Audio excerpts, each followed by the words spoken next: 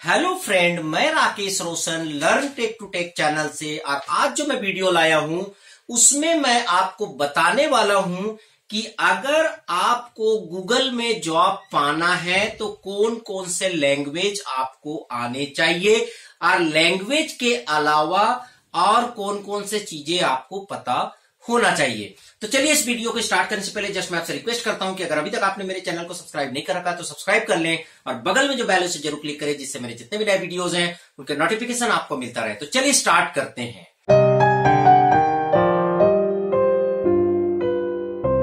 तो दोस्तों, आज मैं इस वीडियो में बताने वाला हूं कि अगर आपको गूगल में जॉब लेना है, गूगल में सॉफ्टवेयर इंजीनियर बनना है, गूगल में आपको डेवलपर बनना है, सॉफ्टवेयर डेवलपर बनना है, एंड्रॉयड डेवलपर बनना है, तो फिर आपको कौन कौन से प्रोग्रामिंग लैंग्वेज आने चाहिए या फिर किस तरह के टेक्नोलॉजी आपको आने चाहिए। और मैं आपको बता दूं, यहां पर जो भी चीजें मैं बता रहा हूं ये मैं अपने आप से नहीं बता रहा हूं, बल्कि यहां पर मैंने इन सब चीजों का रेफरेंस गूगल से लिया है। गूगल का एक अपना साइट है careers.google.com, वहां पर बहुत सारे इंफॉर्मेशन आपको मिल जाएंगे करियर से रिलेटेड, बट केवल गूगल में। जैसे गूगल में कौन सी वैकेंसी निकली है, किस तरह से वो हायर करते हैं, फिर कुछ सजेशंस दिए होंगे कि आपको कैसे तैयारी करना है, तो ये सारी चीजें वहां पर होते हैं। तो वहीं से मैंने रेफरेंस लिया है कि अगर गूगल में जॉब पाना है तो कौन कौन सा प्रोग्रामिंग लैंग्वेज हमारा स्ट्रांग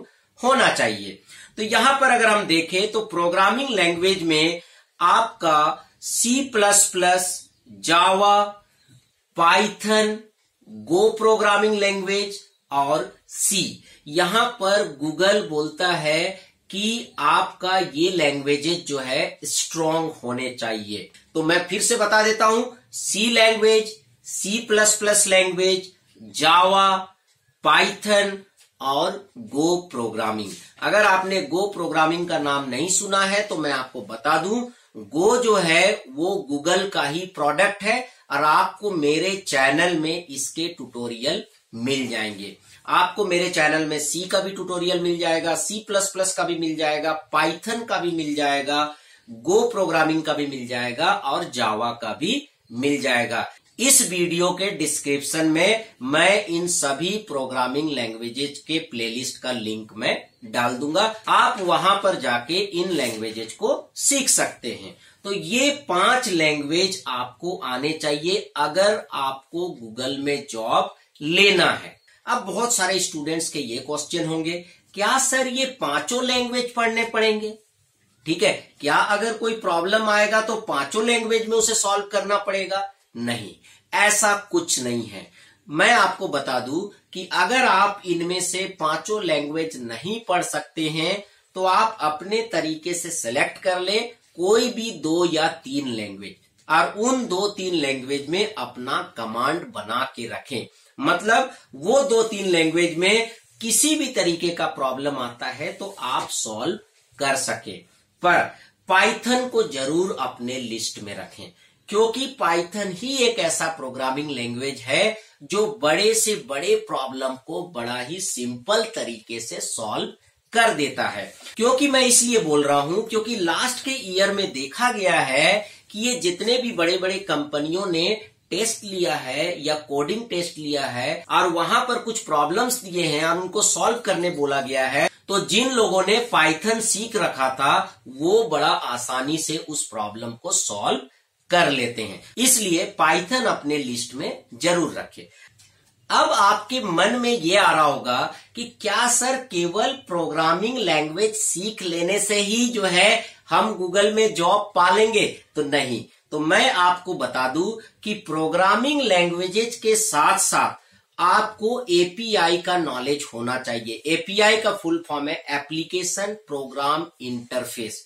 एक्चुअली क्या होता है कि बहुत सारे प्रोग्रामिंग लैंग्वेजेज में जब आप काम करते हैं तो आपको एपीआईज की जरूरत पड़ती है। जैसे सपोज दैट कि कोई ऑर्गेनाइजेशन जो है वेदर फोरकास्टिंग कर रहा है और उसके पास ऑलरेडी वेदर से रिलेटेड इंफॉर्मेशन है, तो हमें उन इंफॉर्मेशन को कलेक्ट करने की जरूरत नहीं है। जस्ट मैं क्या करूंगा कि उनका जो भी सॉफ्टवेयर वेदर फोरकास्टिंग का डेटा को ले रहा है, जस्ट मैं उसका एपीआई ले लूंगा और उसको अपने सॉफ्टवेयर के साथ फिट कर दूंगा। तो जो भी डेटा वो कंपनी कलेक्ट कर रहा है वो सारा डेटा हमारे सॉफ्टवेयर में भी आ जाएगा। तो ये एक उदाहरण है एपीआई का। इस तरह से बहुत सारे एपीआई होते हैं। तो एपीआई का यूज करने आपको आना चाहिए और एपीआई का नॉलेज आपको होना चाहिए।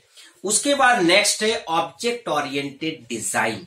आपको किसी भी सॉफ्टवेयर को बनाने के लिए ऑब्जेक्ट ओरिएंटेड डिजाइन आना चाहिए। मैंने जनरली देखा है कि बच्चे फैक्टोरियल, प्राइम और थोड़े से और भी टफ प्रोग्राम कर लेते हैं और सोचते हैं कि इतना ही सफिशिएंट है। नहीं, आपको ऑब्जेक्ट ओरिएंटेड का प्रॉपर नॉलेज होना चाहिए। क्लासेस, ऑब्जेक्ट, इनहेरिटेंस, पॉलीमॉर्फिज्म, तो इस तरह के कंसेप्ट आने चाहिए और इन कंसेप्ट को किसी भी प्रॉब्लम को सॉल्व करने के लिए कैसे आप यूज करेंगे ये भी आपको पता होना चाहिए। तो प्रोग्रामिंग लैंग्वेजेज के साथ साथ एपीआईज के बारे में नॉलेज और ऑब्जेक्ट ओरिएंटेड कंसेप्ट आपको पता होना चाहिए। उसके साथ ही साथ आप जो प्रोग्राम लिख रहे हैं उसको टेस्ट करना आना चाहिए। ठीक है, तो यहां पर आपको पता होना चाहिए कि टेस्ट केसेस क्या होते हैं। जैसे आप कोई प्रोग्राम लिखते हो तो उसके क्या क्या टेस्ट केसेस होंगे, ठीक है, ये भी आपको पता होना चाहिए। तो ये सारे चीज जो है आपको ध्यान में रखना पड़ेगा। ये हालांकि मिनिमम है, इतना तो आना ही चाहिए, बाकी आप जितना नॉलेज ले सकें। तो ये यहां पर मेंशन है। और दूसरा यहां पर जो है लिखा हुआ है कि आपको अपने कंसेप्चुअल अंडरस्टैंडिंग पे फोकस करना चाहिए, मेमोराइजेशन पे नहीं। मतलब वो रट्टा मार वाला काम यहां पर नहीं चलेगा। यहां पर आपके अंदर कंसेप्चुअल अंडरस्टैंडिंग होनी चाहिए। ठीक है, ऐसा नहीं कि आपने रट लिया कि ये चीज यहां पर होता है, ये चीज यहां पर होता है। ठीक है, और जब आपको थोड़ा सा घुमा फिरा के क्वेश्चन पूछा गया तो आप नहीं बता सके। तो इससे क्या होगा कि अगर आप किसी कारण से रिटन टेस्ट क्लियर कर भी लेते हैं तो आप टेक्निकल इंटरव्यू में फंस जाएंगे। तो इसीलिए आपको यहां पर क्लियरली मेंशन है, गूगल ने लिखा हुआ है कि note that we focus on conceptual understanding rather than memorisation. तो क्लियरली यहां पर लिखा हुआ है कि जब हम बच्चे को लेते हैं तो हमारा फोकस कंसेप्चुअल अंडरस्टैंडिंग पे होता है, न कि मेमोराइजेशन पे। तो इसीलिए मैं आपको बता दूं कि ये सारे चीजें आपको ध्यान रखने हैं। तो चलिए फ्रेंड, आई होप कि आपको वीडियो पसंद आया होगा। अच्छा लगा तो लाइक करें, शेयर करें, कमेंट करें और अगर अभी तक आपने मेरे चैनल को सब्सक्राइब नहीं कर रखा है तो सब्सक्राइब कर लिया। बगल में जो बेल है उसे जरूर क्लिक करें जिससे मेरे जितने भी वीडियोज हैं उनका नोटिफिकेशन आपको मिलता रहे। Thank you and good bye.